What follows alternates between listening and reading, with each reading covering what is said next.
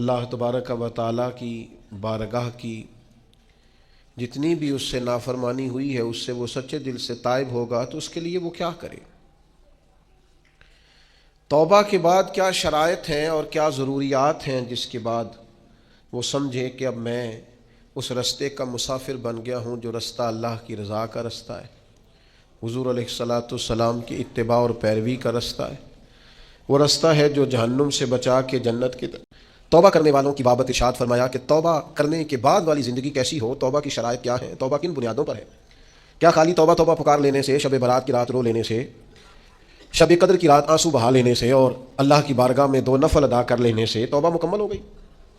تو قرآن مجید نے یہاں توبہ کا ذکر فرمایا، اگرچہ پیچھے جو آیات ہیں اس میں تذکرہ منافقین کا ہو رہا ہے کہ منافق جہنم کے سب سے نچلے طبقے میں ہوں گے، لیکن فرمایا اگر وہ توبہ کر لیں تو توبہ کے بعد کیا کریں؟ فرمایا الا الذین تابوا، مگر وہ لوگ جو توبہ کر لیں، واصلحوا، اور پھر سنور جائیں، پھر اپنے آپ کو درست کریں، پھر اپنی تربیت کریں، پھر اپنی اصلاح کریں۔ اور کیسے کریں؟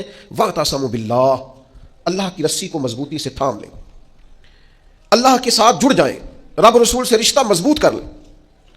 اور اس مضبوطی کا رنگ کیا ہوگا؟ فرمایا وَأَخْلَصُوا دِينَهُمْ لِلَّهِ، اپنا دین خالص اللہ کے لیے کر لیں، اس میں لوگوں کو دکھانے کا، اس میں دنیا داروں کو راضی کرنے کا، اس میں تصنع کا، بناوٹ کا کوئی شائبہ نہ ہو۔ وَأَخْلَصُوا، خالص کر لیں اپنا دین، کس کے لیے؟ للہ، اللہ کے لیے اپنا دین خالص کر لیں۔ یہ شرائط بتائی جا رہی ہیں، توبہ کے بعد کی زندگی بتائی جا رہی ہے۔ ایک توبہ کریں، پھر اپنی اصلاح کریں، اپنی تربیت کریں، اپنے اندر سے کمزوریاں دور کریں۔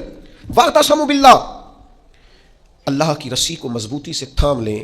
اور پھر ارشاد فرمایا کہ وَأَخْلَصُوا دِينَهُمْ لِلَّهِ، اپنا دین خالص کریں اللہ کے لیے، جو بھی کام کریں، تھوڑا کریں، زیادہ کریں، کم کریں، کثیر کریں، محض رضا الہی کے لیے کریں، اس میں یہ دنیا داری کا شائبہ نہ ہو۔ میں کیسے آپ کو عرض کروں کہ بہت سارے دینی کام بھی لوگ دنیا داری کے لیے کرتے ہیں، بہت ساری محفلیں، مجالس بھی اپنا نام اونچا کرنے کے لیے ہوتی ہیں، بہت سارے کاموں سے مقصود یہ ہوتا ہے کہ چلو اس طرح نہیں تو اس طرح ہی میرا قد اونچا ہو جائے گا۔ وَأَخْلَصُوا دِينَهُمْ لِلَّهِ، خالص ہو جاؤ، خالص ہو جاؤ۔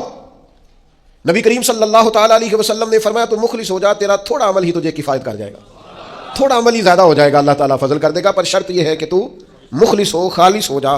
فرمایا جب یہ چیزیں تیرے اندر پیدا ہو جائیں گی فَأُولَٰئِکَ مَعَ الْمُؤْمِنِينَ، تو پھر اللہ تعالیٰ انہیں مومنوں کے ساتھ شامل فرما لے۔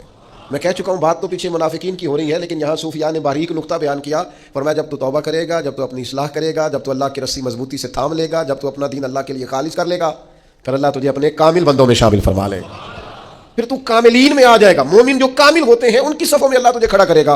وَسَوْفَ يُؤْتِ اللَّهُ الْمُؤْمِنِينَ أَجْرًا عَظِيمًا، اور فرمایا ان قریب اللہ مومنوں کو بڑا ہی اجر عطا فرمانے والا ہے۔ جن بندوں میں تمہیں شامل کیا جائے گا ان قریب تم دیکھو گے اللہ انہیں بڑا اجر عطا کرنے والا ہے۔ اور جو اگلی آیت ہے نا، دل میں ہو دھڑکن، دل مردہ نہ ہو، ضمیر زندہ ہو، تو یہ جو اگلی آیت ہے نا قرآن مجید کی سورہ نساء کی اور 5ویں پارے کی آخری آیت، یہ عجیب اللہ کے انداز کریمانہ کا پتہ دیتی ہے۔